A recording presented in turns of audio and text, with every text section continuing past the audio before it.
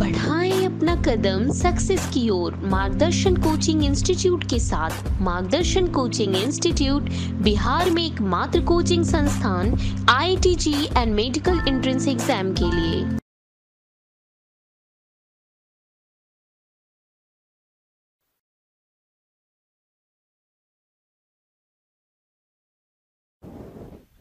ठीक है। तो आप लोगों ने देखा था कि पिछले क्लास में हम लोगों ने लाइफ हिस्ट्री वेरिएशंस पढ़ लिया था। ठीक है, लाइफ हिस्ट्री वेरिएशन पढ़ लिया था और अब हम लोग यहाँ से स्टार्ट करते हैं वही इंटरेक्शन अमंग ऑर्गेनिज्म। ऑर्गेनिजम्स के बीच में, between the organism and organism, कितने तरह का इंटरेक्शन हो सकता है। क्योंकि देखो, अगर आप गौर करेंगे इकोलॉजी का मतलब ही यही होता है, study of interaction between the organism and with the environment. ठीक है, इन्वायरमेंट के साथ। तो ऑर्गेनिज्म के बीच में कैसा इंटरेक्शन होता है वो हम लोग यहाँ से देखते हैं। जैसे कि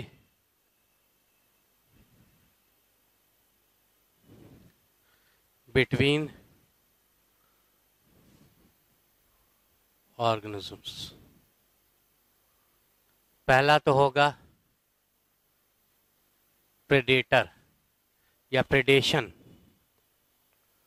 ठीक है, पहला क्या हो जाएगा, एक सेकेंड,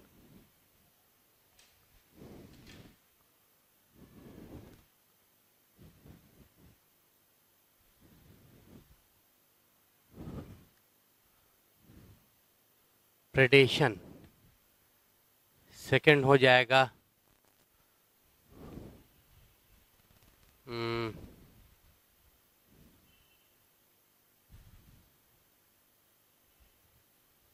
कंपटीशन।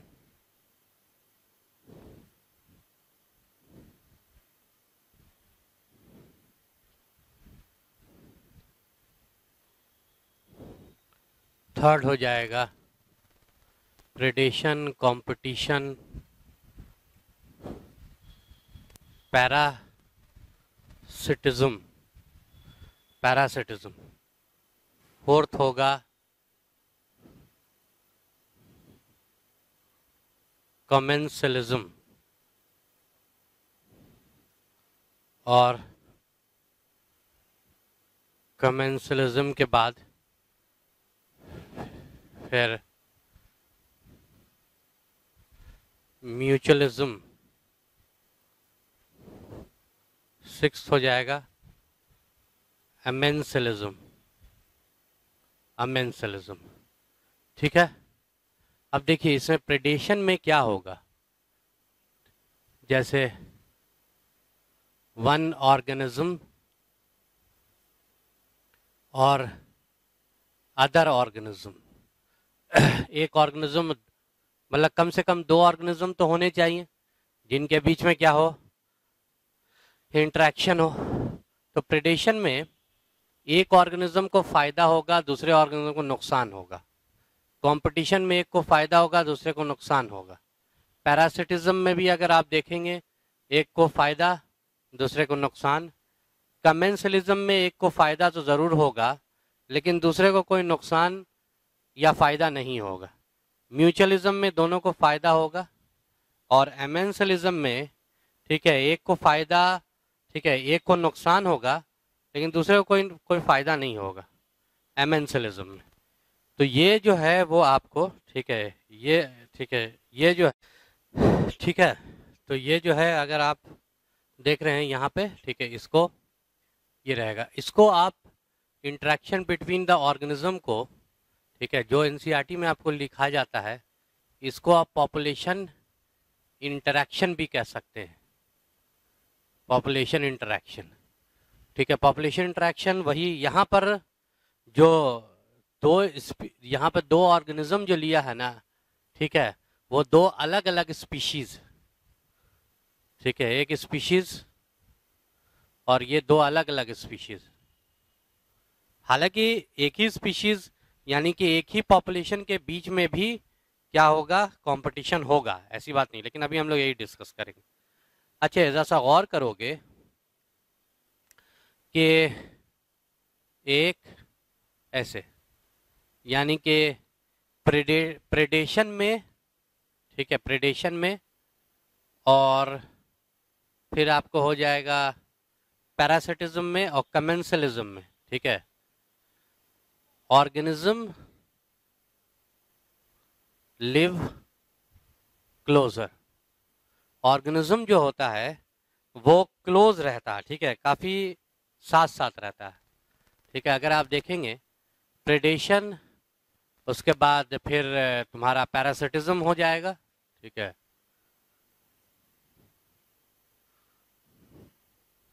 प्रेडेशन हो जाएगा, पैरासिटिज्म हो जाएगा और कमेंसलिज्म। इसमें जो दो इंटरैक्टिंग स्पीशीज जो रहेगी या ऑर्गेनिज्म जो रहेंगे वो काफी क्लोज रहेंगे।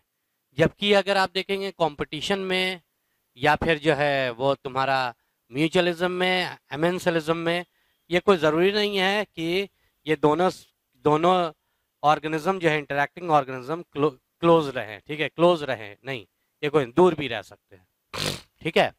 तो ये हो गया। अब वन बाय वन हम लोग सब पढ़ते चले जाते हैं। सबसे पहले हम लोग क्या पढ़ेंगे? प्रेडेशन, ठीक है। क्या करेंगे? प्रेडेशन कहेंगे। प्रेडेशन का देखो मतलब क्या होता है, ठीक है। One organism capture, kill and consume another organism, ठीक है। वन ऑर्गेनिज्म, एक ऑर्गेनिज्म दूसरे ऑर्गेनिज्म को कैप्चर करेगा, पकड़ेगा, मारेगा, खा जाएगा, इसी को प्रेडेशन कहते हैं, ठीक है। तो अगर ब्रॉड इकोलॉजिकल कॉन्टेक्स्ट में अगर देखेंगे आप, ठीक है, अगर आप देखते हैं तो आप तब तो आप कहेंगे कि सर जो कार्निवोर होंगे, जो शिकार करके खाते हैं, वही सिर्फ क्या होंगे? प्रेडेटर होंगे, ठीक है। जो वन ऑर्गेनिज्म जो रहेगा उसको हम लोग क्या बोलेंगे? प्रेडेटर कहेंगे, जो पकड़ेगा। और जो अनदर ऑर्गेनिज्म रहेगा उसको हम लोग क्या बोलते हैं? प्रे बोलते हैं, जो पकड़ा जाएगा, जो शिकार हो जाएगा। ये शिकारी होगा, ये प्रेडेटर, और जो शिकार हो जाएगा उसको प्रे कहेंगे। अब आप लोग कहेंगे कि सर सिर्फ कार्निवोर जो है वो क्या होता है, ठीक है, सिर्फ कार्निवोर ही सिर्फ ये हो सकता है, मतलब प्रेडेटर सिर्फ वही जो मांस खाने वाले जानवर होते हैं, फ्लैश खाने वाले, बस वही पकड़ करके, ठीक है। क्योंकि जो हर्बीवोर होते हैं वो तो प्लांट को पकड़ करके किल करके खाते नहीं है, वो तो सिर्फ उसको चर जाते हैं। लेकिन ऐसा नहीं है, ठीक है। आप एनसीईआरटी की लाइन बोल रहे हैं, ठीक है। In broad ecological context, broad ecological context में ऑल हर्बीवोर्स, और साथ साथ कार्निवोर भी ले लो, and carnivores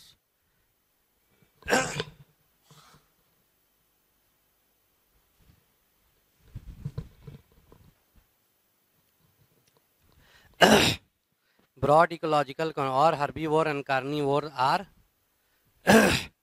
predators,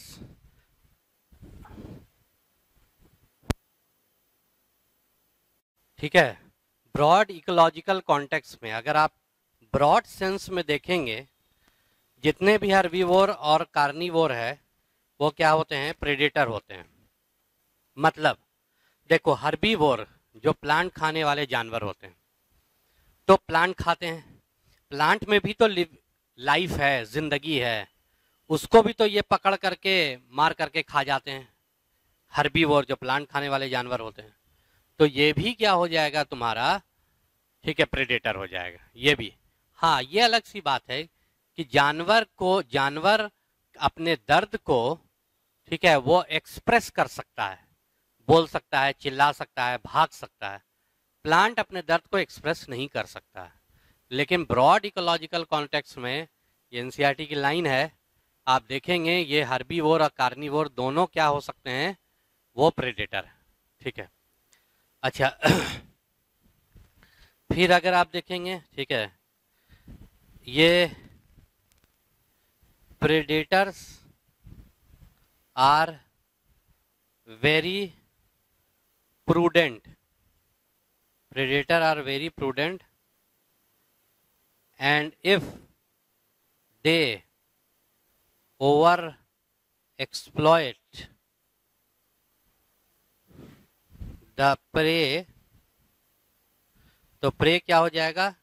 Then prey extinct हो जाएगा. Hence predator will get extinct. Prudent का मतलब आप लोग समझते हैं, एनसीईआरटी का वर्ड है प्रूडेंट. देखो प्रूडेंट का मतलब होता है बहुत सोच समझ के कदम उठाने वाला, सोच करके समझ करके कदम उठा, उसी को प्रूडेंट कहते हैं. ठीक है, तो जो प्रेडेटर होता है वो बहुत सोच समझ के कदम उठाता है, मतलब बहुत ही सोच समझ के, मतलब एक बैलेंस वे में काम करने वाला. ठीक है, बैलेंस वे में काम कर. ऐसा नहीं है कि ये प्रेडेटर जो है वो प्रे को बस मन किया मार दिया, खाया नहीं खाया, ऐसा नहीं है. जब भूख लगती है तभी वो क्या करता है, मारता ना है. ठीक है, ऐसा नहीं है कि भाई 2 शेर बैठा हुआ है, उधर हरन कहीं दूरी पे जो है वो पानी नहीं पी रहा है, बोले कि देखो तो यार मेरे सामने हम यहाँ बैठे हुए हैं और पानी पी रही है, चलो तो आओ तो मार करके आते हैं, दिखाते हैं हम भी शेर हैं. ठीक है, नहीं, ऐसा उनका नेचर नहीं होता है. जब भूख लगेगी तभी उसको पकड़ेगा या मारेगा, या डेंजर अगर होगा. ठीक है, अगर उसको दूसरे ऑर्गेनिज्म डेंजर लगेगा, या तो भाग जाएगा या तो अटैक करेगा, तभी उसको करेगा. ऐसे बहुत प्रूडेंट होते हैं. ये इंसान ही में ये सब आदत होती है, इंसान में. प्रूडेंट कहने का मतलब है कि बहुत ही सोच समझ करके जो है वो क्या करते हैं, वो कदम उठाते हैं. ठीक है, कि क्योंकि अगर वो मान लीजिए ओवर एक्सप्लॉइट करेंगे, ओवर एक्सप्लॉइट मतलब प्रेडेटर को बहुत ज्यादा मारने लगेंगे, तो क्या होगा, प्रे को बहुत ज्यादा मारने लगेंगे तो प्रे खत्म हो जाएगा. जब प्रे खत्म हो जाएगा तो ये भी एक्सटिंक्ट हो जाएंगे, ये भी खत्म हो जाएंगे, क्योंकि इनका खाना पीना किसके ऊपर डिपेंड करता है, वो प्रेडेटर पे ही, ये प्रे पे ही डिपेंड करता है. ठीक है, इसलिए बहुत प्रूडेंट होते हैं. अच्छा, आप देखेंगे जैसे इसी में लिख रहे हैं. ठीक है, 25% इंसेक्ट्स, हालांकि यहाँ पर लिखना चाहिए था, 25% इंसेक्ट्स जो होता है वो क्या होता है, फाइटोफेगस. फाइटोफेगस, फाइट का मतलब क्या हो जाएगा, प्लांट, फेगस फैगी. ठीक है, ऑटोफैगी बताया था सेल में, ऑटोफैगी. फैगी का मतलब होता है कंज्यूम कर जाना, खा जाना. तो 25% जो इंसेक्ट्स होते ना हैं वो क्या होते हैं, फाइटोफेगस होते हैं, प्लांट खाने वाले होते हैं. ठीक है, प्लांट. बाकी 75% इंसेक्ट जो होते हैं वो प्लांट छोड़ के कुछ और चीज खाते हैं. तो 25% अगर देख, यानी ये सारे के सारे क्या रहेंगे, अगर आप देखेंगे प्रेडेटर्स हैं. ठीक है, प्रेडेटर्स, ये भी प्रेडेटर हैं, ये भी ऑल्सो. ठीक है, ऑल्सो ये भी, वो जो जानवर मार के खाएंगे, वो छोटा छोटा जानवर माइक्रोस मार के खाएंगे, वो तो वैसे इंसेक्ट्स जो हैं वो तो प्रेडेटर होंगे, साथ साथ ये भी क्या हो जाएगा, प्रेडेटर हो जाएगा ये भी. ठीक है, तो ये हो गया तुम्हारा क्या, प्रेडेटर हो गया, प्रेडेटर. अब हम लोग इसमें देखते हैं प्रेडेटर के बाद, अब हम लोग इंटरेक्शन बिटवीन ऑर्गेनिज्म. ठीक है, उसके बाद अब हम लोग यहाँ से देखेंगे कि predator one organism capture kill and consume another organism. ठीक है, उसके बाद फिर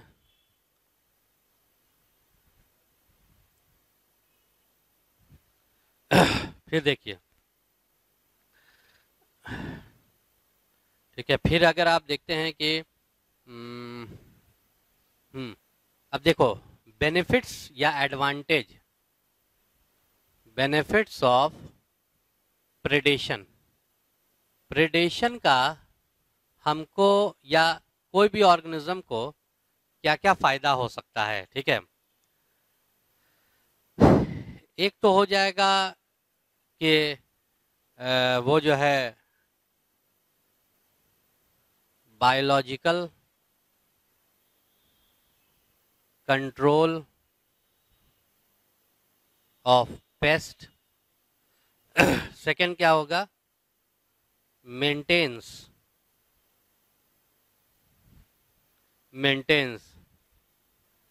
genetic maintains species diversity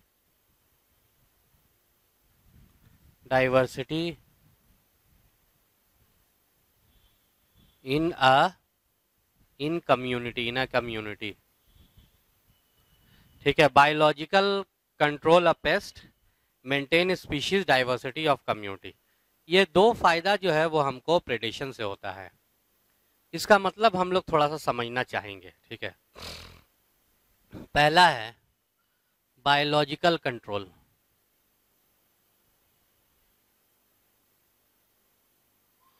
biological control of paste.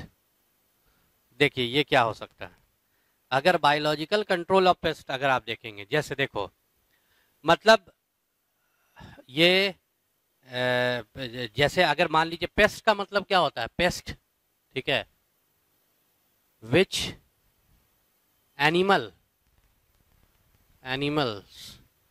Which harm, ठीक है, our self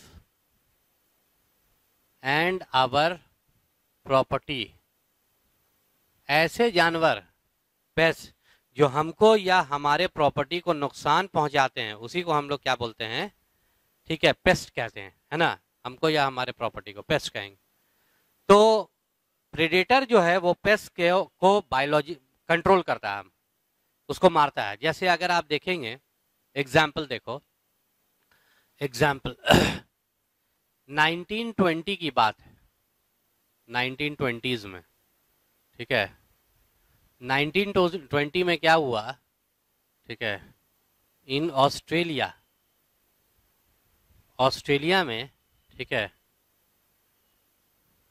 prickly peer cactus is introduce and it causes havoc since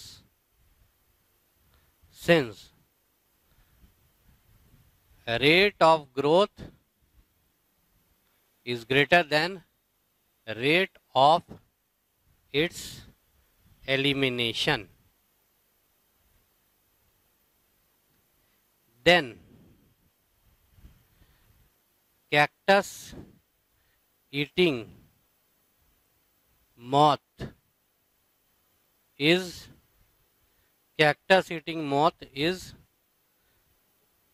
introduced, ठीक है, then cactus eating moth is introduced, ठीक है, cactus eating moth is introduced, then it controls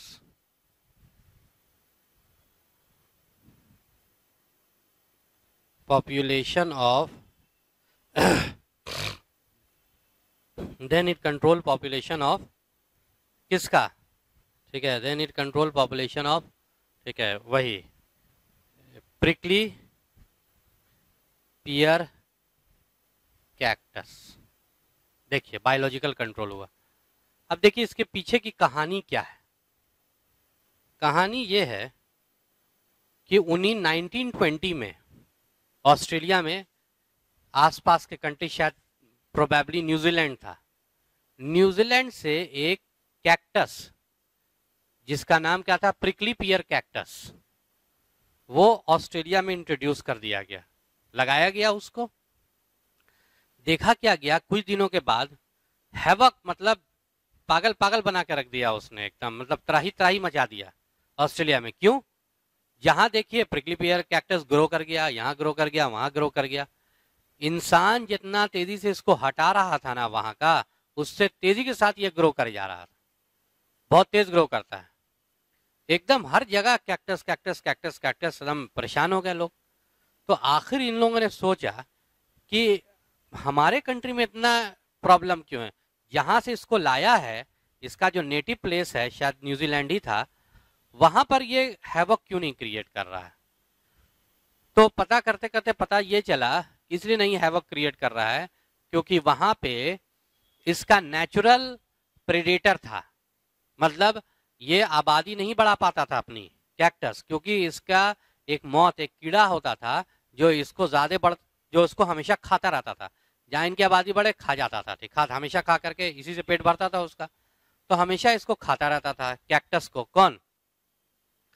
ये जो है वो, अगर देखो ये जो कैक्टस है, ठीक है, इसको कौन खाता है? यही इंसेक्ट्स जो है वो बहुत सारा, ठीक है, वो कौन है? यही इसको कहते हैं कैक्टस। ये कैक्टस ईटिंग मॉथ है, ये इसको खाता रहता था, इसकी आबादी बढ़ने नहीं दे रहा था। लेकिन जब इसको ऑस्ट्रेलिया में इंट्रोड्यूस किया गया था इसको, तो इसका कुछ भी लाया गया होगा तो उसका प्रेडेटर को इन लोग लाना भूल गए थे, सिर्फ प्लांट लेकर के चले आए थे। इन्होंने सोचा क्या होगा, कितना तेज ग्रो करेगा, जितना तेज ग्रो करेगा मार देंगे उसको, खत्म। लेकिन बहुत तेज ग्रो करने लगा। तब फिर जा करके सोचा गया तो भाई कैसे पॉपुलेशन को कंट्रोल किया जाए। तब फिर इन्होंने सोचा कि इसका प्रेडेटर भी लेकर के आते हैं। उसके बाद ये वाला जो मॉथ है, ये जो कीड़ा है, मॉथ एक कीड़ा होता है, ठीक है। उसके बाद अगर आप देखेंगे, ठीक है, कैक्टस ईटिंग मॉथ को जो है, कैक्टस ईटिंग मॉथ को उसको फिर इंट्रोड्यूस किया गया ऑस्ट्रेलिया में। तब जा करके ये कैक्टस की, प्रिकली पियर कैक्टस की पॉपुलेशन अंडर कंट्रोल हो सकी, कंट्रोल में आ सकी। तो ये क्या हो गया तुम्हारा, क्या, बायोलॉजिकल कंट्रोल ऑफ पेस्ट, ये हो गया सेकंड। एक ये हो गया सेकंड। अगर आप देखेंगे, ठीक है, कि maintains diversity in a community, species diversity. Community मतलब बहुत सारे पॉपुलेशन है, सारे पॉपुलेशन को जिंदा रखता है, यानी उसमें कम्युनिटी में मतलब बहुत तरह के पॉपुलेशन डाइवर्सिटी है, स्पीशीज डाइवर्सिटी है। किसी जगह पे अगर बहुत तरह की पॉपुलेशन, सारे तरह की पॉपुलेशन को एक साथ कंसिडर करते हैं तो आप उसको कम्युनिटी कहते हैं। किसी भी जगह में डिफरेंट स्पीशीज की पॉपुलेशन को यही मेंटेन करता है, ठीक है, मतलब यही जिंदा रखता है। कौन? प्रेडेटर। कहीं प्रेडेटर कहीं पॉपुलेशन को जिंदा रखता है कि और खा जाता है? अरे जिंदा रखता है, ठीक है। देखो बताते हैं कैसे। देखो होता ये था कि जैसे अगर आप देखेंगे कि in intertidal community of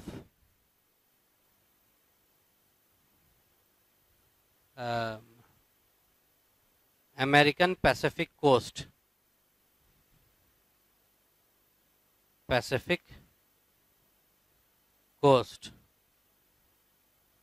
inter tidal community of American Pacific है, ये समझ रहो। अमेरिकन पैसिफिक ओशन है, अमेरिकन, ठीक है, अमेरिका में। इसको मिटा देते हैं, डायग्राम से बताते हैं, तब याद रहेगा तुम लोग को, ठीक है। देखो तो हम ये कह रहे थे, एक सेकंड जरा सा,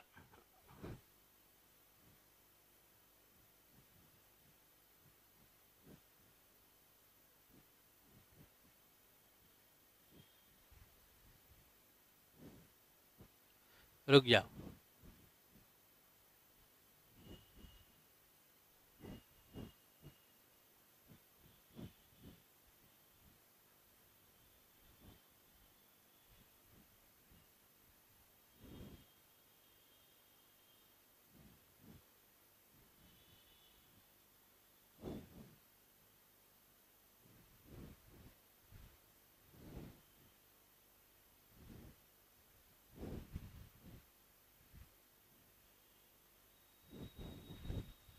देखो इंटरटाइडल कम्युनिटी, मान लीजिए अमेरिकन पैसिफिक, मान लीजिए ये अमेरिका है, south America, north America, south America, कोई भी मान लो, चलो मान लो यहाँ पर ये जगह नहीं, इधर ये पैसिफिक ओशन है इसके चारों तरफ, और ये अगर देखेंगे ये कोस्ट है, ठीक है, वही अमेरिकन पैसिफिक, ये जो कोस्ट है, ठीक है। इंटरटाइडल मतलब यहाँ तक टाइड आती है, टाइड जो है, लहर जो है वो आपको, ये लहर जो है वो आपको यहाँ तक आती है। जहाँ तक लहर आती है यहाँ से पूरा समंदर स्टार्ट हो जाता है, और यहाँ तक जो समंदर नहीं है, सिर्फ लहर आती है चली जाती है, आती है चली जाती है। तो यहाँ पर इस जगह पे ठीक है, अमेरिकन पैसिफिक, इंटरटाइडल। और यहाँ पर जो जो बहुत सारी क्या रहती है, यहाँ टाइड आती है चली जाती है, लेकिन यहाँ पर बहुत सारी क्या रहती है, कम्युनिटी भी रहती है, बहुत सारी पॉपुलेशन भी रहती है। ठीक है, तो इसको जैसा बड़ा करके देखा जाए, यहाँ पर एक स्टार फिश रहता है, स्टार फिश, उसको कहते हैं पिसास्टर। ठीक है, ये है पिसास्टर, ये स्टार फिश। देखोगे क्या करेगा। तो ये जो स्टार फिश है, यहाँ पे बहुत सारी पॉपुलेशन, बहुत A population, B population, C population,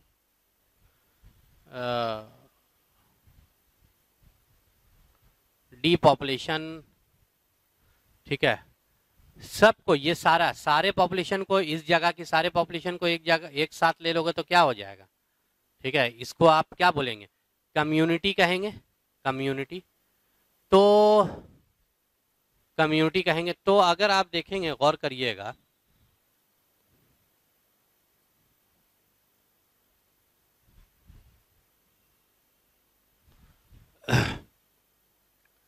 community. ठीक है, तो स्पीशीज डाइवर्सिटी इनको मेंटेन करती थी, मेंटेन कर रहे। कैसे, देखो, अगर इनकी पॉपुलेशन, ठीक है, पॉपुलेशन इंक्रीज, जाहिर है कोई भी पॉपुलेशन है उसका लगातार रिप्रोडक्शन करता रहेगा तो पॉपुलेशन उसकी इंक्रीज करेगी। तो जैसी पॉपुलेशन इसकी इंक्रीज करती थी, ठीक है, वैसी ये इसको क्या करता था, खा जाता था, कंज्यूम करता था। पॉपुलेशन बढ़ी, इसको कंज्यूम कर गया किया, फिर से इनकी पॉपुलेशन जो है वो क्या हो गई, बैलेंस हो गई। ठीक है, बैलेंस। अगर मान लो इसकी पॉपुलेशन बहुत ज़्यादा बढ़ जाती तो क्या होता, ठीक है, तो वो consume all the resources, hence kills other population. अगर इसकी पॉपुलेशन बहुत ज्यादा बढ़ जाती तो जाहिर है जितने भी रिसोर्सेस हैं, खाने पीने का सामान, सबको ये क्या कर देता, कंज्यूम कर देता, सबको खा जाता। और ये सबको खा जाता, सबको खा जाने के बाद जो है ये सबको, मतलब अगर आप देखेंगे, किल्स अदर पॉपुलेशन, ये सबको जो है वो क्या कर देता, खा जाता, मतलब कंज्यूम कर लेता। ठीक है, और जिसके वजह से ये सारे पॉपुलेशन जो है वो मर जाती है, क्योंकि रहने और खाने पीने का सामान तो रहता है ना, ये सब मर जाते हैं, कंज्यूम कर लेते। तो ये इसको क्या कर लिया, कंज्यूम कर लिया, खा लिया, तो इसकी पॉपुलेशन फिर से क्या हो गई, बैलेंस हो गई, फिर से कम हो गई पॉपुलेशन। ठीक है, जिसके वजह से ये सब जिंदा रहे। फिर इसके साथ भी वही होगा, पॉपुलेशन बढ़ेगी, फिर इसको भी कंट्रोल करेगा, इसके पॉपुलेशन खा जाएगा, फिर इसकी पॉपुलेशन बैलेंस होगी। तो सारा कम्युनिटी में जितने पॉपुलेशन है उनको इसी तरह से बैलेंस रखता था ये कौन, पिसास्टर। अब एक्सपेरिमेंटली इसको क्या किया गया, एक्सपेरिमेंटली, ठीक है, वहां से वो एलिमिनेट करा दिया गया। मतलब इस जगह से पिसास्टर को हटा दिया गया। तो जाहिर है पिसास्टर जब हटेगा तो इनकी पॉपुलेशन, सबकी पॉपुलेशन बढ़ जाएगी, है कि नहीं है। पॉपुलेशन जब बढ़ेगी तो क्या होगा, आपस में भी कंपटीशन करेंगे, आप दूसरे से भी आपस में कंपटीशन करेंगे, दूसरे से, मतलब इंट्रा स्पेसिफिक कंपटीशन ये करेंगे, आपस में कंपटीशन करेंगे, दूसरे से भी कंपटीशन करेंगे, इससे भी कंपटीशन करेंगे, इंटर स्पेसिफिक कंपटीशन भी करेंगे, जिसके वजह से एक दूसरे को ये किल करना स्टार्ट करेंगे। जाहिर है कंपटीशन करेंगे, रिसोर्सेस कम हो गई है, आबादी बढ़ गई है, तो एक दूसरे को मारने लगेंगे। देखा क्या गया, ठीक है, जब हटाया गया इनको एक्सपेरिमेंटली नेचुरली नहीं हटाया गया, एक्सपेरिमेंट के तौर पे सारा पिसास्टर हटा दिया गया। 1 साल में देखा गया, ये जो थी ना, ये सब क्या थे, ये इनवर्टिब्रेट्स थे, कोई दूसरे इनवर्टिब्रेट्स थे, छोटे छोटे जानवर थे, ये भी इनवर्टिब्रेट्स है। तो ये देखा गया कि इस जगह में इंटरटाइडल रॉकी इंटरटाइडल, ठीक है, ये एरिया में जितनी कम्युनिटी थी अमेरिकन पैसिफिक ओशन का, उसमें से 10 स्पीशीज, जो 10 इनवर्टिब्रेट की स्पीशीज एक साल के अंदर क्या हो गई, एक्सटिंक्ट हो गई, ये खत्म हो गई, ये मर गई, ठीक है। तो आप देखेंगे 10 स्पीशीज ऑफ इनवर्टिब्रेट गॉट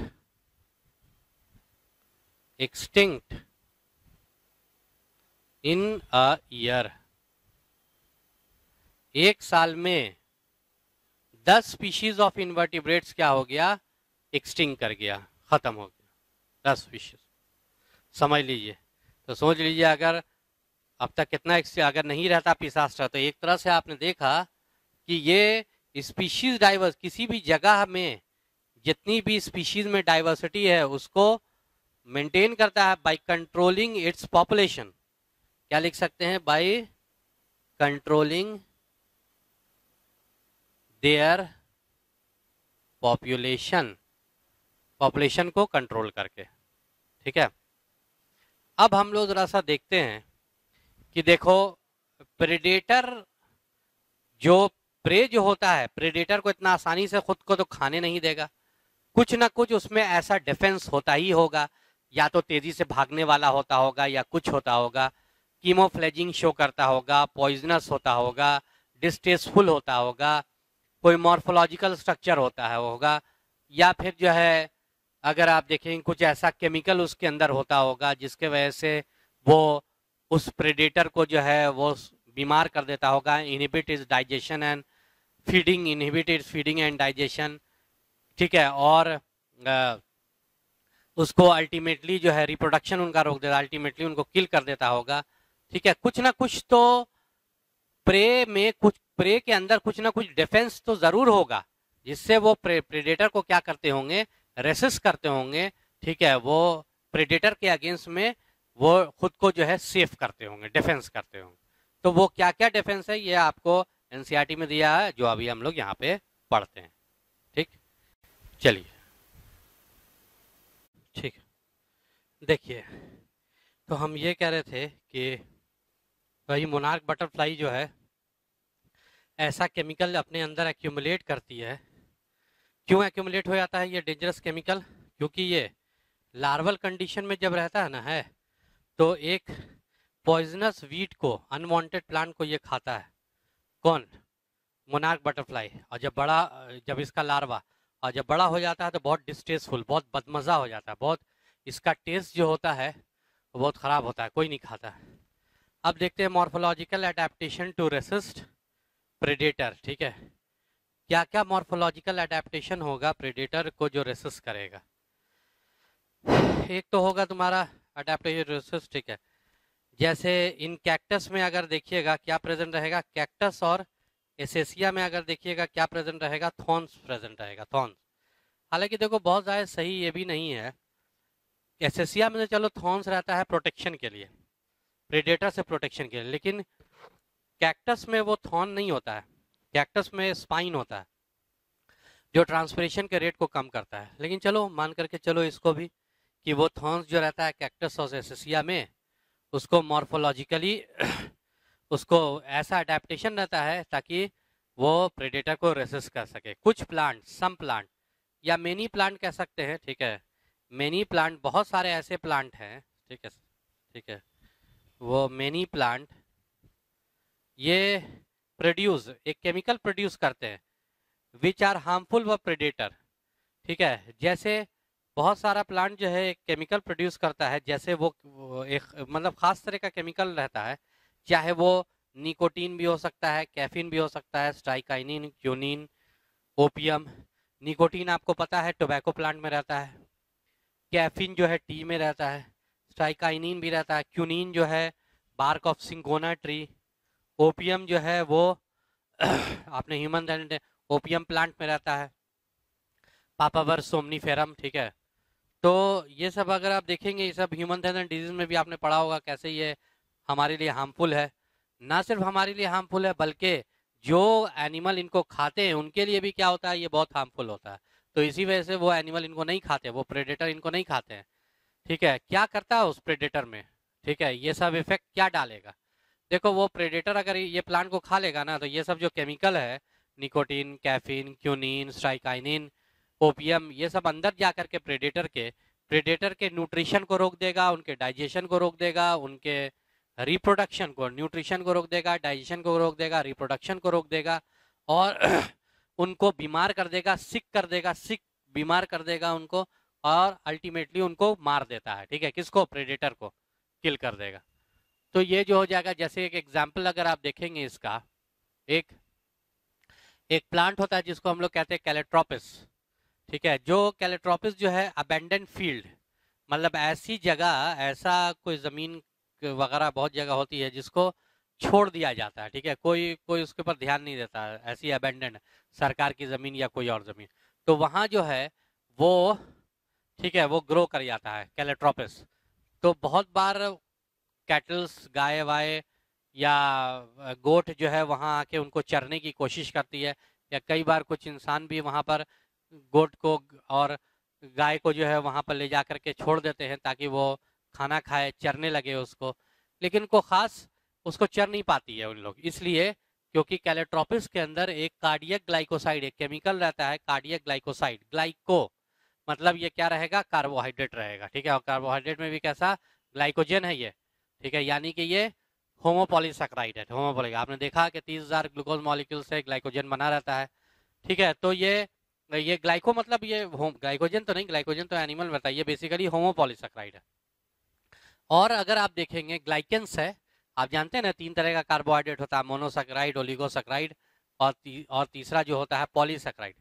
तो पॉलीसैकेराइड को हम लोग ग्लाइकेंस भी कहते हैं, और मोनोसैकेराइड, ओलिगोसैकेराइड को मिला करके जो कि सॉल्युबल इन वाटर होता है उसको ग्लाइकोज भी कहते हैं, बायोमोलिक्यूल पढ़ा होगा।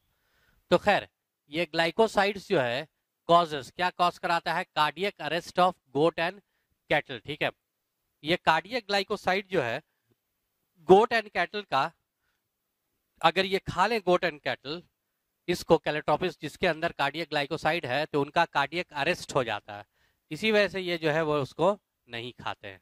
ठीक है, तो ये हो गया तुम्हारा क्या इसको आप कहेंगे वही, मतलब डिफेंस, इनका जो है डिफेंस ऑफ प्रे। ठीक है, to lessen the impact of predation. ठीक है, प्रेडेशन को अब हम लोग सेकंड देखते हैं, यानी ये प्रेडेशन तो हो गया। सेकंड जो हम लोग देखेंगे वो क्या हो सकता है, कंपटीशन। कंपटीशन, ठीक है, तीन तरह का कंपटीशन होता है, ये आप लोग इवोल्यूशन में पढ़ चुके हैं। एक होता है इंट्रा स्पेसिफिक, मतलब ये स्पीशीज है ना, ये कोई दूसरी स्पीशीज है, ये स्पीशीज, बी स्पीशीज, तो आपस में जो ये लगेगा, आपस में जो ये होगा, मतलब आपस में जो कंपटीशन लगेगा एक स्पीशीज के अंदर, उसको कहेंगे इंट्रा स्पेसिफिक। आपस में जो एक स्पीशीज की इंट्रा स्पेसिफिक, लेकिन दो स्पीशीज के बीच में जो दो स्पीशीज के बीच में जो ये लगे कंपटीशन लगेगा, उसको आप क्या बोलते हैं, इंटर स्पेसिफिक। उसको आप क्या बोलते हैं, इंटर स्पेसिफिक कहते हैं, दो स्पीशीज के बीच में इंटर स्पेसिफिक। तो कंपटीशन में अगर आप देखेंगे, ठीक है, एक जो है वो क्या हो सकता है तुम्हारा, सबसे पहला तो कंपटीशन में, ठीक है, ये रुक जाओ, ठीक है, एक तो रहेगा इंटर स्पेसिफिक, क्या रहेगा, इंटर स्पेसिफिक रहेगा। ठीक है, और एक इंटर स्पेसिफिक दो स्पीशीज के बीच में, यहाँ पर तो हम लोग सिर्फ वही पढ़ रहे हैं, दो अलग अलग स्पीशीज भी बीच का ये पढ़ रहे हैं, और एक अगेंस्ट द इन्वायरमेंट भी कंपटीशन लगता है, 3 तरह का कंपटीशन होता है। तो सबसे ज्यादा इवोल्यूशन, सबसे ज्यादा जो है जो होता है, तो वो किसके वजह से होता है, अगेंस्ट द इन्वायरमेंट के वजह से, इवोल्यूशन, ऑर्गेनिक इवोल्यूशन। यहाँ पर आप एक लाइन देखिएगा, एनसीईआरटी में लिखी हुई है कि inter specific competition play up, ठीक है, is a potent force in organic evolution. यहाँ पर लिखा हुआ, एक लाइन लिखा हुआ है, inter specific competition is a potent force in organic evolution. Interspecific competition जो होता है वो बहुत ही एक पोटेंट फोर्स होता है, बहुत इंपॉर्टेंट फोर्स होता है। किसमें? ऑर्गेनिक इवोल्यूशन में। ऑर्गेनिक इवोल्यूशन में तो कंपटीशन, इंटरस्पेसिफिक कंपटीशन पोटेंट, वो बहुत इंपॉर्टेंट फोर्स होता है, बहुत इंपॉर्टेंट। ये मत समझ लेना कि सबसे ज्यादा इवोल्यूशंस में अगर सबसे ज्यादा जो होता है वो इंटरस्पेसिफिक, ऐसा एनसीईआरटी में नहीं लिखा हुआ। सिर्फ लिखा हुआ है इज एक पोटेंट फोर्स होता है, मानते हैं। मोस्ट पोटेंट फोर्स ये नहीं होता है, क्योंकि यहाँ पर हम लोग जो पढ़ रहे, इंटरेक्शन जो पढ़ रहे हैं वो दो स्पीशीज के बीच के पढ़ रहे हैं। तो यहाँ पर हम लोग अगेंस्ट द इन्वायरमेंट या इंट्रास्पेसिफिक तो डिस्कस करेंगे नहीं। ये सब कहाँ डिस्कस कर लिया ऑलरेडी? इवोल्यूशन में, ठीक है। तो यहाँ पर हम लोग किसको डिस्कस करेंगे? कंपटीशन में interspecific competition is a potent force in organic evolution, ठीक है, ऑर्गेनिक इवोल्यूशन, ठीक है। ये एक पोटेंट फोर्स इंटरस्पेसिफिक को डिस्कस करेंगे। अच्छा, आप कंपटीशन को जो है, ठीक है, कंपटीशन को कैसे डिफाइन करेंगे? ठीक है, कंपटीशन, देखो कंपटीशन को डिफाइन हम कर सकते हैं, ठीक है। It is a phenomena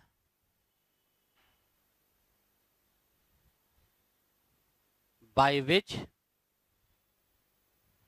fitness, वही डार्विन फिटनेस या reproductive fitness, fitness of one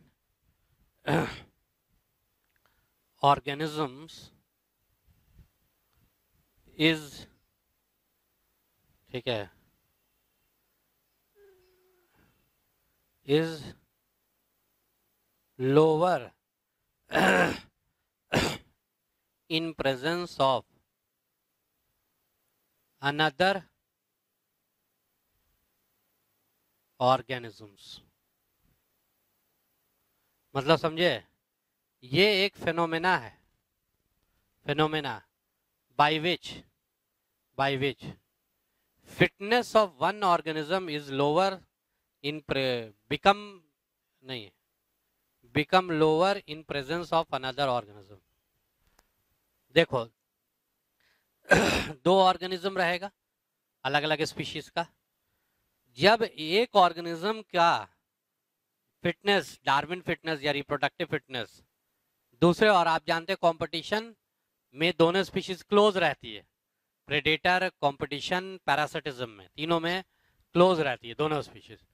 तो आप देखेंगे कि इनका जो फिटनेस होगा, एक और ऑर्गेनिज्म का दूसरे ऑर्गेनिज्म के सामने इनका फिटनेस कम हो जाएगा, ये ज्यादा कॉम्पिटिटिवली सुपीरियर हो जाएंगे, ठीक है। किसी भी तरीके से रिसोर्सेस को ग्रैब करने की बात होगी, लेने की बात होगी, एक्वायर करने की बात होगी, छीनने की बात होगी, तो जो कॉम्पिटिटिवली सुपीरियर स्पीशीज होगा वो रिसोर्सेस को एक्वायर कर लेगा, ले लेगा, छीन लेगा। कॉम्पिटिटिवली इंफीरियर स्पीशीज जो है वो नहीं कर पाएगी, क्योंकि ये कॉम्पिटिटिव, ये क्या है, इनकी फिटनेस जो है उस इन्वायरमेंट में इनकी फिटनेस इससे कम है, ठीक है। तो जो लोअर इम्प्रेशन, ठीक है, तो जिसकी लोअर हो जाएगी, ठीक है, कॉल्ड, ठीक है, क्या कहेंगे, competitively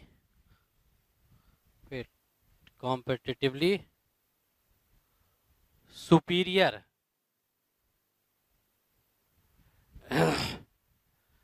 competitively inferior and competitively superior species, competitive, ठीक है, या ऑर्गेनिज्म जिसकी लोअर हो जाएगी डार्विन फिटनेस, रिप्रोडक्टिव फिटनेस किसी के दूसरे के सामने, उसको हम लोग कहेंगे कॉम्पिटिटिवली इंफीरियर, और जिसकी ज्यादा रहेगी उसको हम लोग कहेंगे कॉम्पिटिटिवली सुपीरियर, ठीक है, उसको हम लोग क्या कहेंगे, कॉम्पिटिटिवली सुपीरियर कहेंगे। तो ये हो गया आपको क्या, fitness of one organism lower in presence of another organism, ठीक है, समझ में आ गया। अब हम लोग जरा सा यहाँ पर हम लोग देखते हैं कि कंपटीशन के बाद, ठीक है, देखो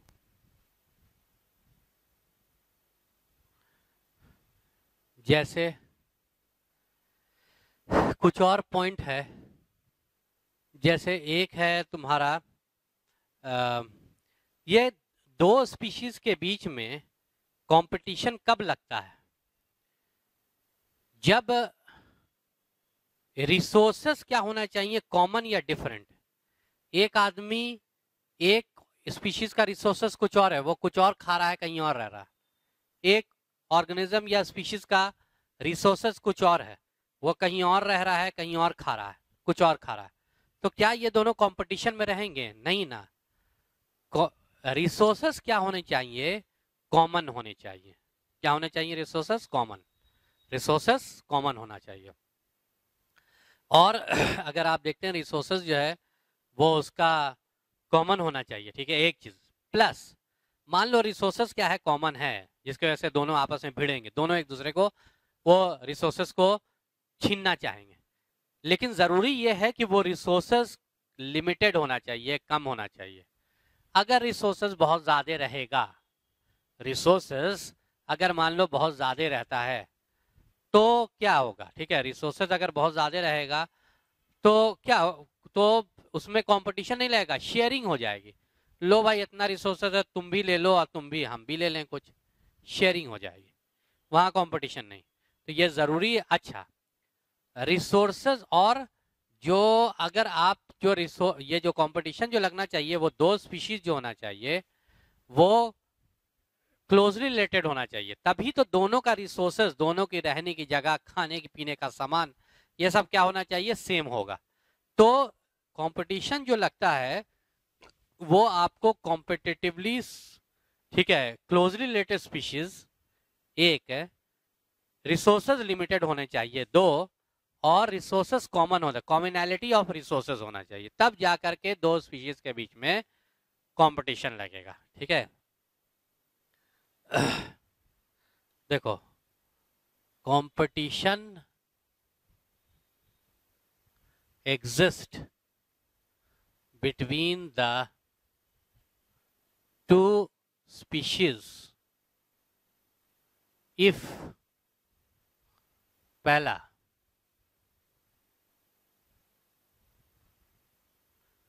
they should be they should be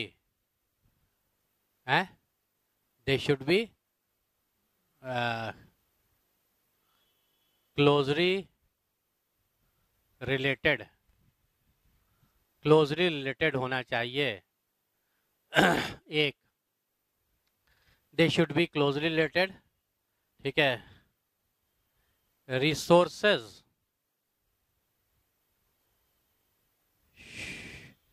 should be common. Resources क्या होना चाहिए? कॉमन होना चाहिए, ठीक है, एंड रिसोर्सेज शुड बी, ठीक है, लिमिटेड। रिसोर्सेज कैसा होना चाहिए? लिमिटेड भी होना चाहिए। Resources should be common, resources should be limited, ठीक है, they should be closely related. अच्छा, अब हम लोग देखते हैं एक चीज इसमें, competition exist between two species, ठीक है। अब देखिए एक चीज अगर हम लोग देखते हैं,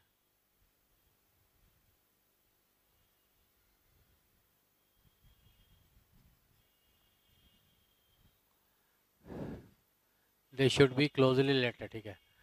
अब competition exist between the two species, ठीक है, लेकिन देखो ऐसा कोई जरूरी भी नहीं है, ठीक है, कि रिसोर्सेज कॉमन ही, हाँ लिमिटेड तो होना चाहिए एट एनी कॉस्ट, ठीक है, रिसोर्सेज जो है वो आपको लिमिटेड होना चाहिए, ठीक है। प्लस अगर आप देखेंगे, मतलब आप ओवरऑल जो है आप कह लीजिए कि ये तीनों चीज एक, ठीक है, बेसिक बातें हैं जिसके वजह से कंपटीशन लगेगा, लेकिन ऐसा हमेशा, ठीक है, जरूरी नहीं है, ठीक है। But not always, not always. जैसे देखो एक हो जाएगा तुम्हारा, ठीक है, competition between flamingos and fishes for planktons in shallow lakes of South America. एक दूसरा क्या हो जाएगा, इंटरफेरिंग कंपटीशन, इंटरफेरिंग कंपटीशन।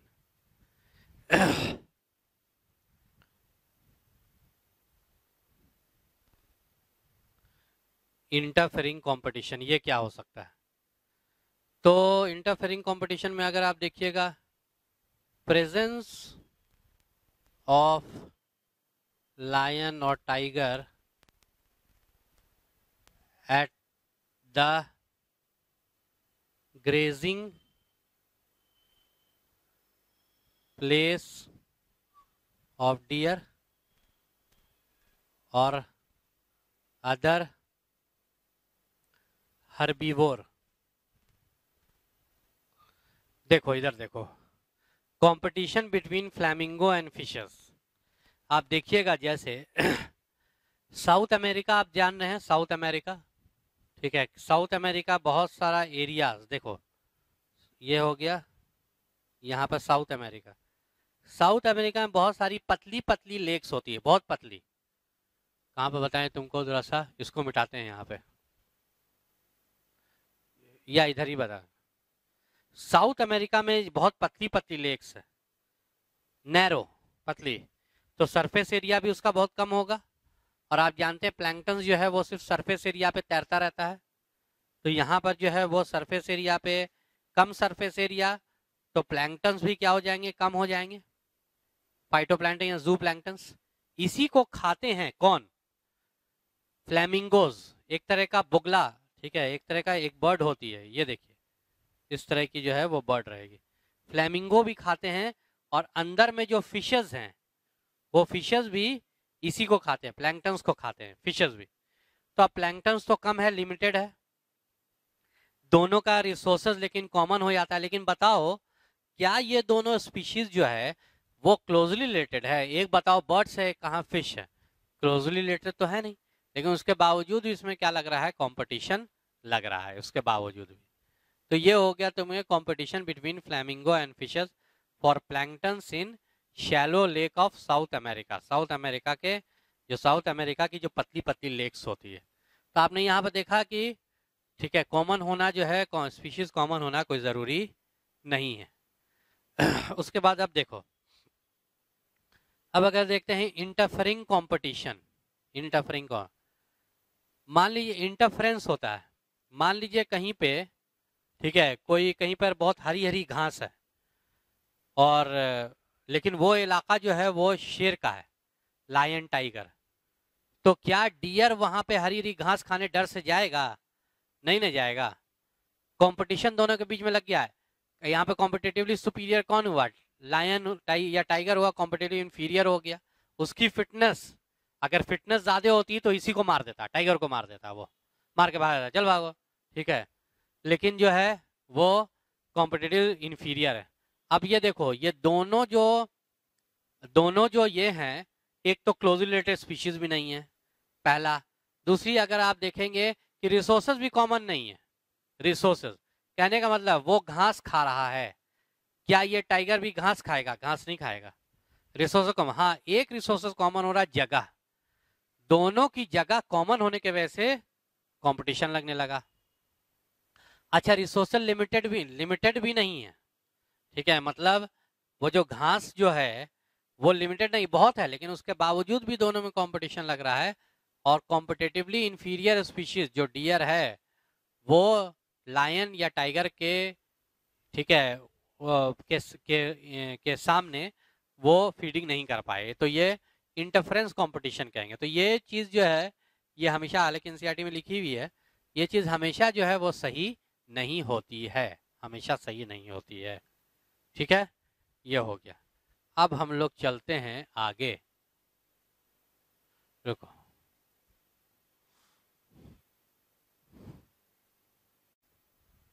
ठीक, देखो अब हम लोग पढ़ते हैं defence of prey species to lessen the impact of predation. आखिर प्रे स्पीशीज क्या क्या करता है प्रेडेशन के इम्पैक्ट को कम करने के लिए, प्रेडेशन को कम करने के लिए वो क्या क्या करता है। ठीक है, जैसे सबसे पहला जो हो जाएगा, ठीक है, कीमोफ्लेज,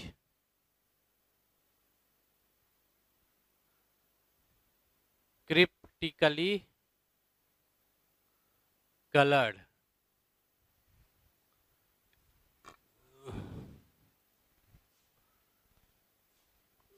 by many species such as frog, fish, camouflage, many species such as frog and fish। और इसका मतलब क्या होता है, matching with the colour of surrounding.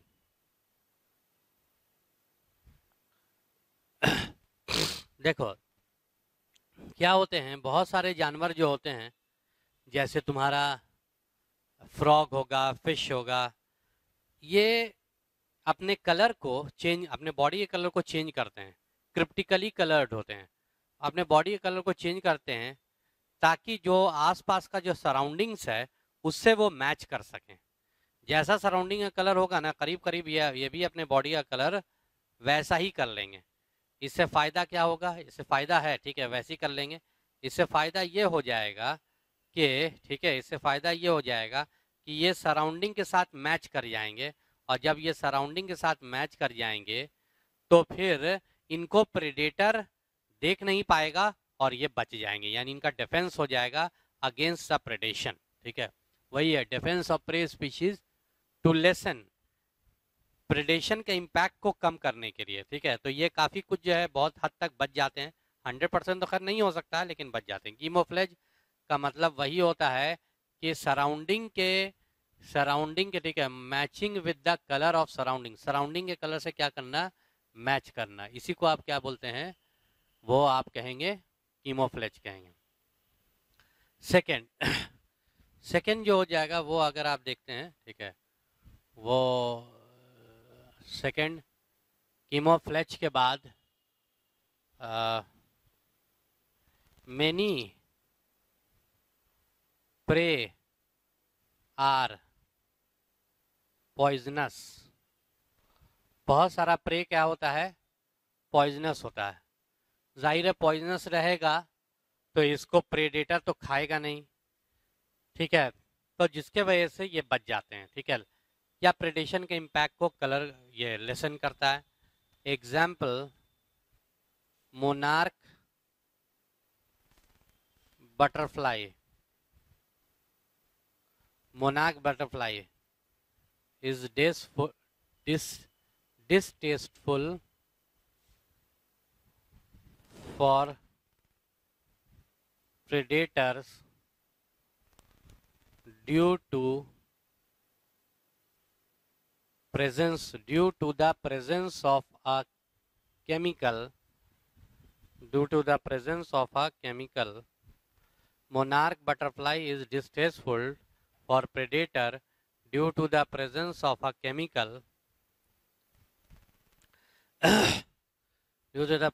a chemical ठीक है,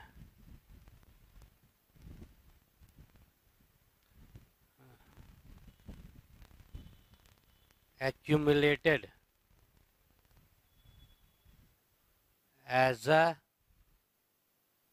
result of consuming poisonous weed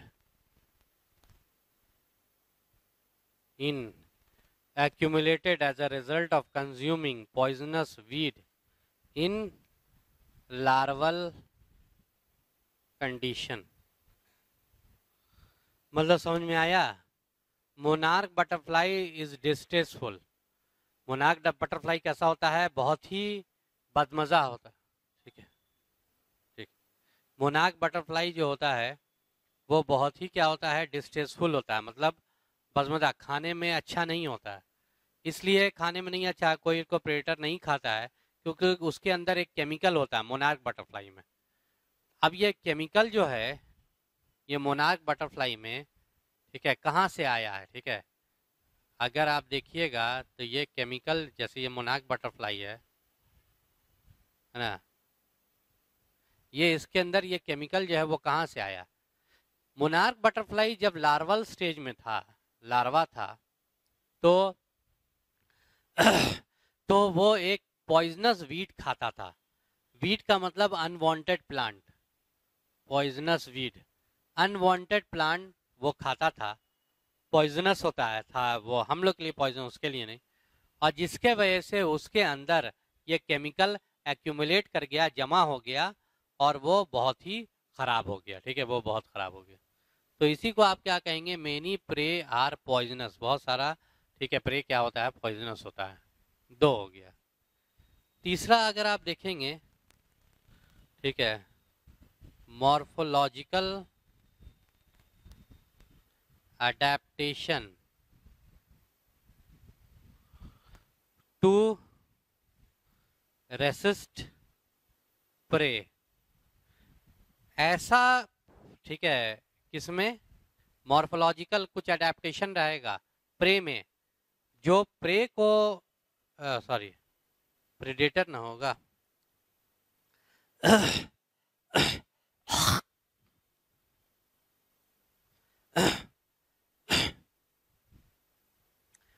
वो प्रेडेटर को क्या करता है? रेसिस्ट करता है, रोकता है. जैसे कुछ ऐसा मॉर्फोलॉजिकल थॉर्न्स इन किसमें? कैक्टस, एसेसिया. आप देखेंगे एसेसिया में, कैक्टस में, ये सब में जो थॉर्न्स होता है, कांटा जो होता है, वो क्या करता है? वो इनको रेसिस्ट करता है. रेसिस्ट, हालांकि देखो सही बात है, यहाँ पर एनसीईआरटी सही नहीं है. एनसीईआरटी सही नहीं है, तो बहुत ज़्यादा सही नहीं है. कई जगह आप आगे भी देखेंगे एक एनसीईआरटी में आगे भी गड़बड़ी है, हम बताएंगे. वो तो एकदम साफ है, ये भी साफ है. अगर एक सेकंड देखो, तो ये हो गया. अच्छा, एक और होता है evidence of competition. Evidence of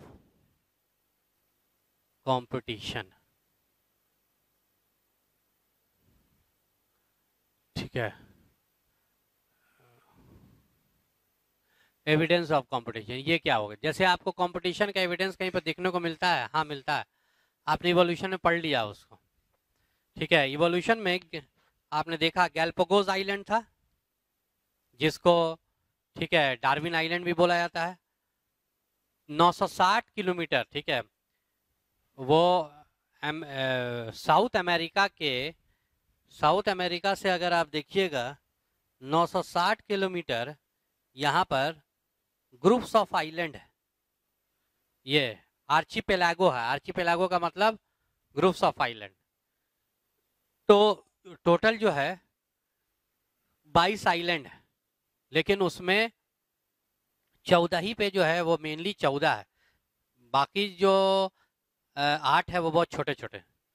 तो 22 आइलैंड है, ठीक है. 14 जो है वो अगर आप देखेंगे वो मेन है, आर्चिपेलागो. ठीक है, ये है.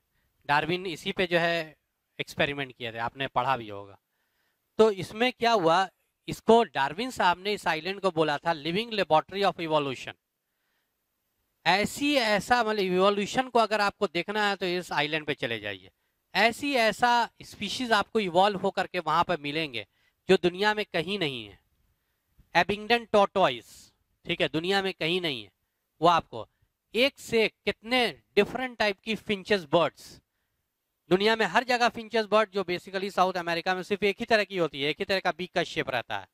लेकिन यहाँ पर आप आएंगे तो फोटो भी बनी हुई है इवोल्यूशन में फिंचेस बर्ड की, आपको किसमें, वो जो डाइवर्जेंट इवोल्यूशन में, ठीक है। तो आपने देखा कि इसमें डिफरेंट डिफरेंट तरह के जो है वहां पर एक इसमें जो है ना, एक जो है एक टॉर्टोइस रहता है, बिंगडन टॉर्टोइस, बहुत बड़े साइज का टॉर्टोइस था। कोमोडो ड्रैगन बड़े बड़े साइज का यहाँ पर रहता था। तो जब लोगों को पता चल गया कि एक आइलैंड है जहां पर, तो ये लोग क्या किए, साउथ अमेरिका से गोट पालने वाले जो लोग थे, जो बकरी पालने वाले लोग थे, ये क्या किए कि ये बकरी लेकर के जो है वो गोट लेकर के कहाँ चले गए, या आर्चिपेलागो पे लेकर के चले गए। और वहां ले जाने के बाद, ठीक है, वहां ले जाने के बाद अपना छोड़ दिया कि भाई चलो, जब बड़े हो जाओगे 4-5-6 महीने के बाद आकर के ले जाएंगे। ये बकरी के साथ क्या है ना कि इतना खाती है कि मत पूछो। ये इतना खाई कि पूरे वेजिटेशन को डिस्ट्रॉय कर दी, पूरे वेजिटेशन को डिस्ट्रॉय करने के वजह से, तो ये जो तुम्हारा एबिंगडन टॉर्टोइस का जो हैबिटेट था, रहने की जगह थी, खाने पीने का सामान, रहने की जगह, सबको डिस्ट्रॉय कर दिया वो गोट ने। और एबिंगडन टॉर्टोइस वहां से एक्सटिंक्ट कर गया। दुनिया में सिर्फ यहीं पर एबिंगडन टॉर्टोइस था जो कि गोट को इंट्रोड्यूस करने से एक्सटिंक्ट हो गए। तो यहाँ पर एबिंगडन टॉर्टोइस जो हो गया कॉम्पिटिटिवली इंफीरियर स्पीशीज हो गई, और जो गोट हो गया वो कॉम्पिटिटिवली सुपीरियर स्पीशीज हो गया। तो यही अगर आप देखेंगे एविडेंस ऑफ कंपटीशन में, ठीक है, एबिंगडन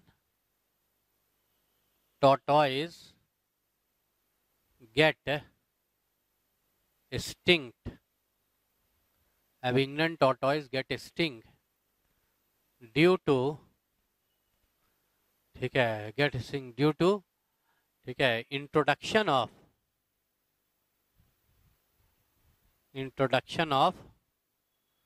इसका introduction of goat on at या on, कुछ भी, at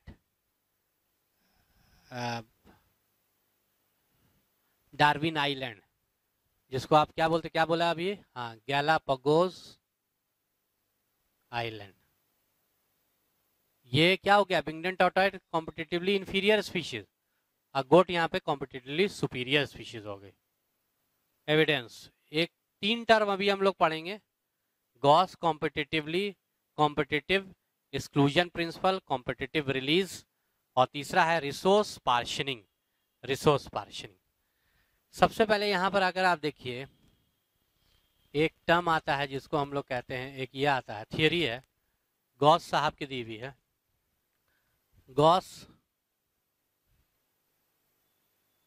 कॉम्पिटिटिव एक्सक्लूजन प्रिंसिपल। ये क्या होता है, गॉस कॉम्पिटिटिव एक्सक्लूजन प्रिंसिपल। तो इसमें अगर देखोगे, ठीक है, कॉम्पिटिटिव, ठीक है, इसमें अगर आप देखिएगा कि ये गॉस साहब ने कहा, एक्सक्लूजन प्रिंसिपल है, गॉस साहब ने कहा कि अगर कोई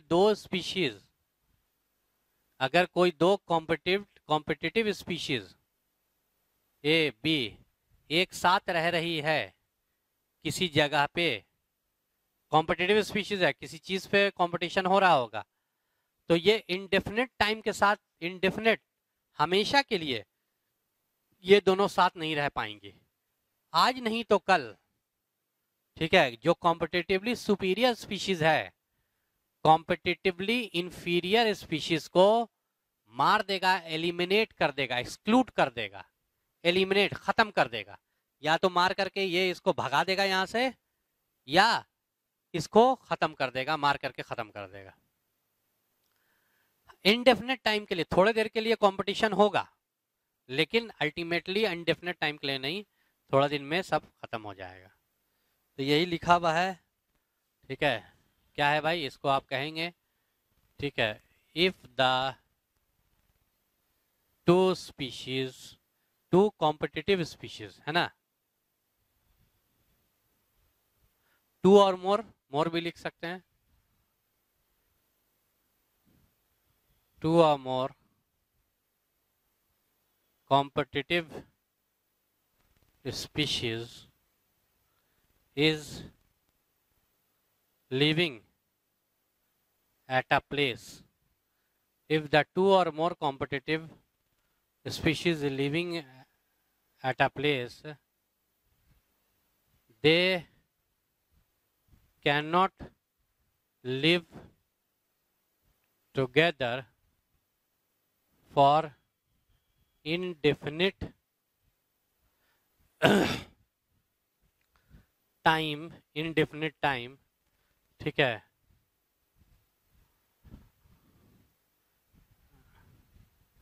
ultimately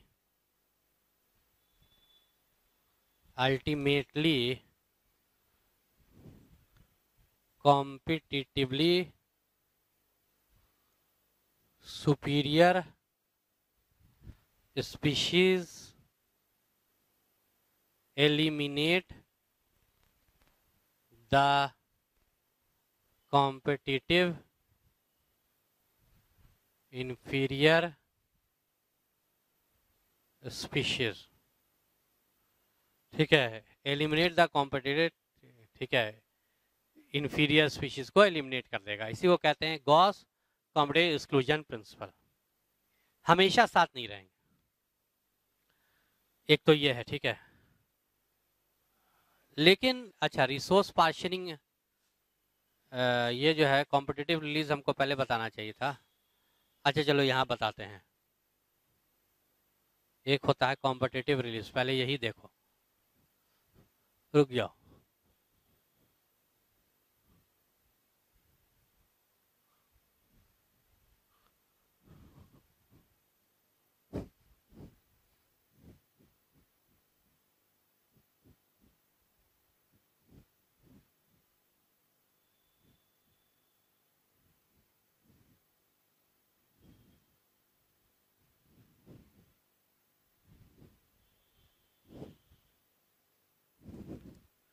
एक टर्म आता है जिसको हम लोग कहते हैं कॉम्पिटिटिव रिलीज।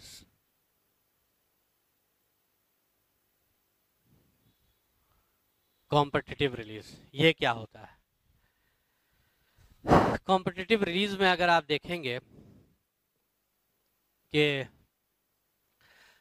अगर मान लीजिए, ठीक है, अगर दो कॉम्पिटिटिव स्पीशीज रह रही हैं, ठीक है, जैसे देखो यहाँ समझो, पहले मान लीजिए कि ये एक कॉम्पिटिटिव एक था कॉर्नल्स फील्ड एक्सपेरिमेंट।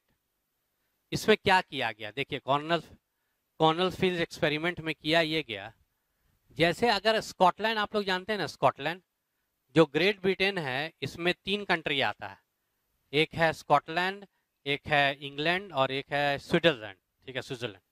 तो स्कॉटलैंड जो है, स्विट्जरलैंड एक और है, ठीक है, चलो खैर कोई है, एक स्कॉटलैंड एक कंट्री है, आप देखिएगा। तो स्कॉटलैंड का जो रॉकी सीशोर है, मान लो स्कॉटलैंड एक कंट्री है, इसके समंदर है इसके चारों तरफ, इसका सीशोर होगा, कैसा सीशोर? रॉकी सीशोर, समुंदर का किनारा। समुंदर का किनारा जानते हो कितने तरह का होता है? 3 तरह का होता है। एक होता है सैंडी, एक होता है रॉकी, एक होता है वो मडी। या तो समंदर का किनारा मडी भी हो सकता है, मडी मतलब कीचड़ वाला होगा, या तो समंदर के किनारा रॉक होगा उसके चारों तरफ, या तो समंदर के किनारे पे सैंड होगा। बहुत जगह आपने देखा भी होगा, इंडिया में बहुत जगह समंदर के किनारे उसमें सैंड प्रेजेंट होती है। तो ये स्कॉटलैंड का कैसा एरिया है, ठीक है, रॉकी, कैसा सी शोर है, ये सी है चारों तरफ, रॉकी सी शोर है, रॉकी सी शोर।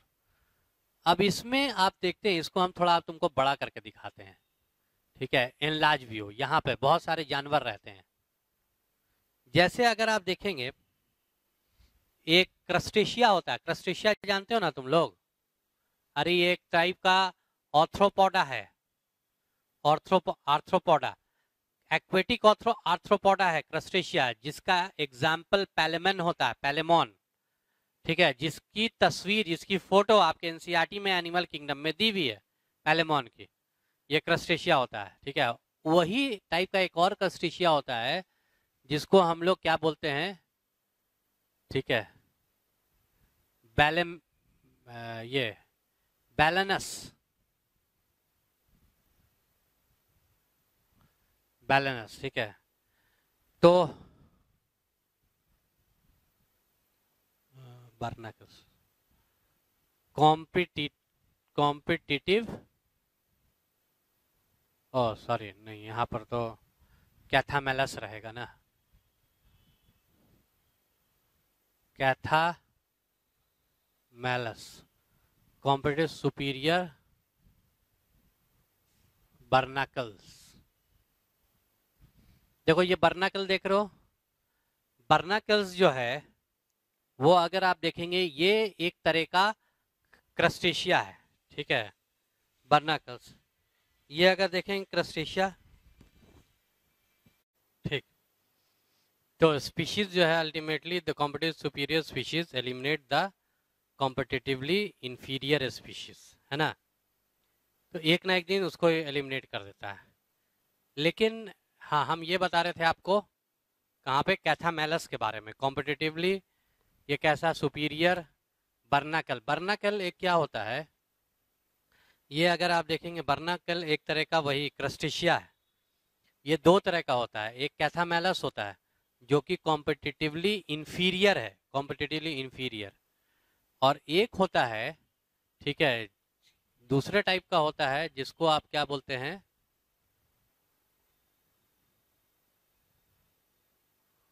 देखो इसको आप कहते हैं, ये एक और तरह का,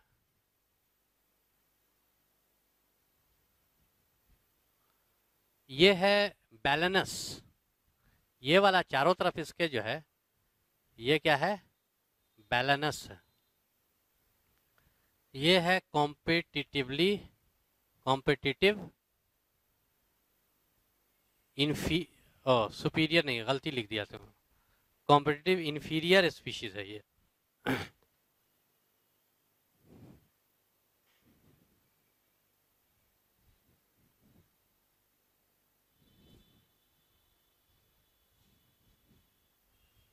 इंफीरियर, और ये हो जाएगा कॉम्पिटिटिव सुपीरियर स्पीशीज, ठीक है। अब क्या होता है देखो, अब ये जो कॉम्पिटिटिव इंफीरियर स्पीशीज है ये इतना ही दूर में रहती है, ये भी देखो, ये भी क्या है, कॉम्पिटिटिव सुपीरियर स्पीशीज, ये भी क्या बर्नाकल्सी है, ये भी क्रस्टेशिया, दोनों दो टाइप का बर्नाकल, एक ये सुपीरियर और ये इंफीरियर। अब क्या होता है, अगर मान लीजिए इनकी पॉपुलेशन अगर बढ़ेगी तो क्या हो, ये फैलने लगेंगे, जैसे ये फैलेंगे ये इनको क्या कर जाएगा, खा जाएगा, ये इनको खा जाता है।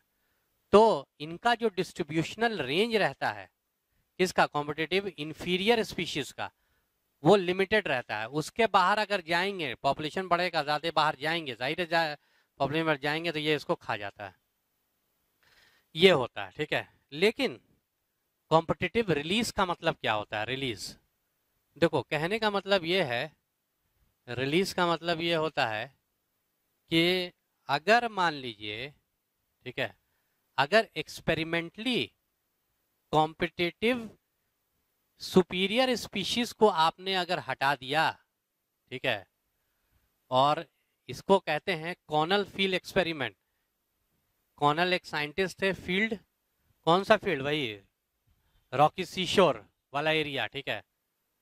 तो इसमें क्या हो गया, यहां पर आपने देखा, इफ कॉम्पिटिटिव सुपीरियर, ठीक है, बैलेंस आर removed experimentally, और इस एक्सपेरिमेंट का नाम क्या था? कॉर्नेल्स फील्ड एक्सपेरिमेंट। ठीक है, तो क्या होगा, इसका रिजल्ट क्या होगा कि ये अपना अब डिस्ट्रीब्यूशनल रेंज जो है, डिस्ट्रीब्यूशनल हैबिटेट जो है, बढ़ा सकेगा कि नहीं बढ़ाएगा? बिल्कुल बढ़ा देगा। ये क्या होता जाएगा, पॉपुलेशन इसकी बढ़ती जाएगी और ये फैलता जाएगा। कौन? क्योंकि यहाँ पर कोई कॉम्पिटिटिव सुपीरियर स्पीशीज नहीं है इसको रोकने वाला, इसको रोकने वाला। इसी को कहते हैं हम लोग, ये अपने आप को इतने दूर में जो महदूद था, लिमिटेड था, ये अपने आप को रिलीज कर देगा और दूर दूर तक ये क्या हो जाएंगे, फैल जाएंगे।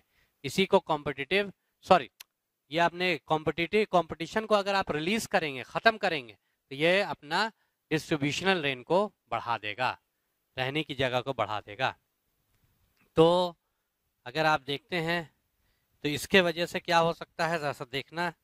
ठीक है, इसके वजह से, कॉर्नेल फील्ड एक्सपेरिमेंट के वजह से, अगर सुपीरियर, ठीक है, स्पीशीज को जो है वो हमने, देखो क्या किया, सुपीरियर स्पीशीज को रिमूव किया, देन इंफीरियर स्पीशीज, ठीक है, रिमूव या रिलीज कर दिया, देन सुपीरियर इंफीरियर स्पीशीज, ठीक है, इंक्रीज देयर जोग्राफिकल रेंज, इनकी जो जोग्राफिकल रेंज है, जोग्राफिकल रेंज, ये हो जाएगा। उसके बाद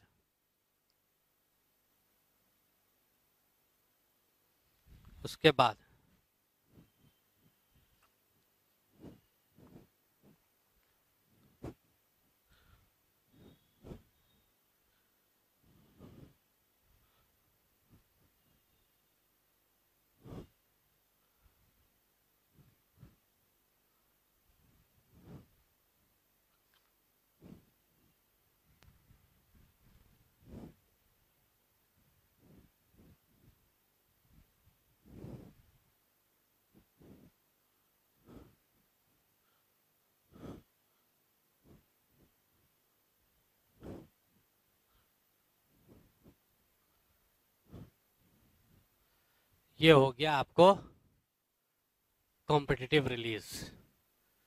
एक और होता है, उसको कहते हैं हम लोग, हाँ रुक जाओ, अब ये देखो, गौर से आपने देखा कि एक ना एक दिन जो है वो competitively superior species competitive inferior species को एलिमिनेट कर देती है। ठीक है, लेकिन ऐसा नहीं है, हमेशा ये ट्रू नहीं होता है। जैसे अगर आप देखें,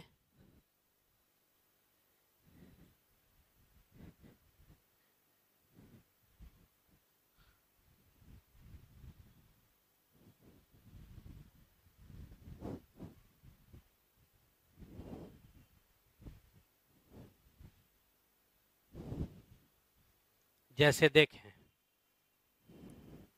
एक है जिसको कहते हैं रिसोर्स पार्शनिंग, रिसोर्स पार्टनिंग या पार्शनिंग। ठीक है, इसमें क्या बोला गया, ठीक है, जैसे देखिए इसका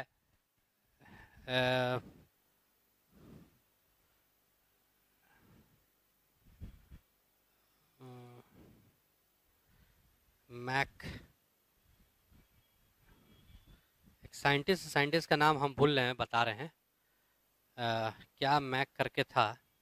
खैर देखो, ये रिसोर्स पार्शनिंग का मतलब रिसोर्सेस को पार्ट में डिवाइड कर दिया जाता है। ठीक है, आप देखेंगे जैसे इसमें होता क्या है कि जैसे देखिए क्या हुआ कि एक पेड़ था, एक पेड़, इस पेड़ पे, ठीक है, अगर रिसोर्सेस लिमिटेड नहीं है तब, तब ये ज़रूरी नहीं है गॉस कंपटीशन लगे।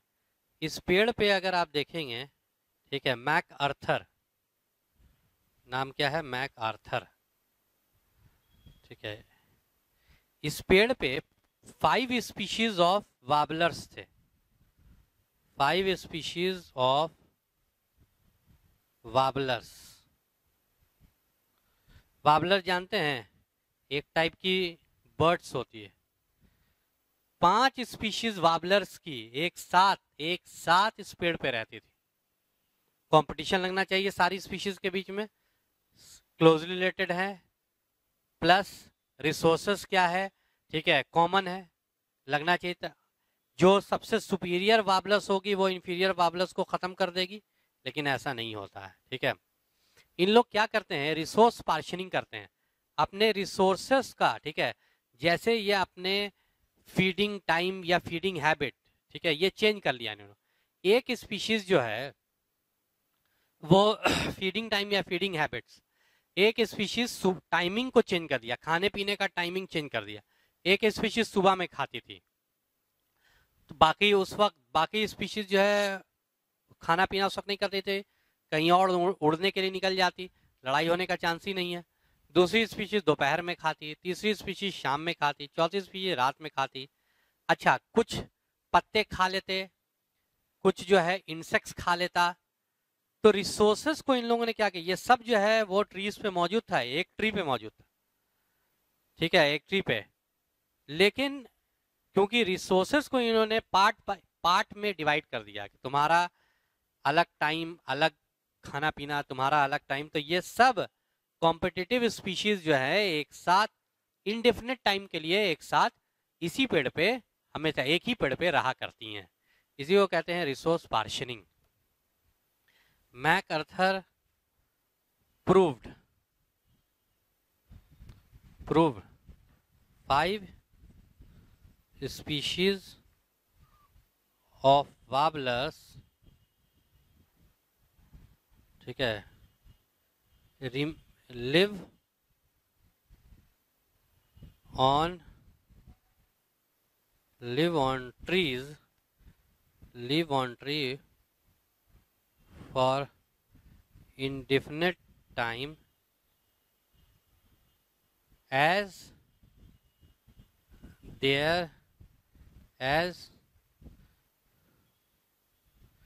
due to their variation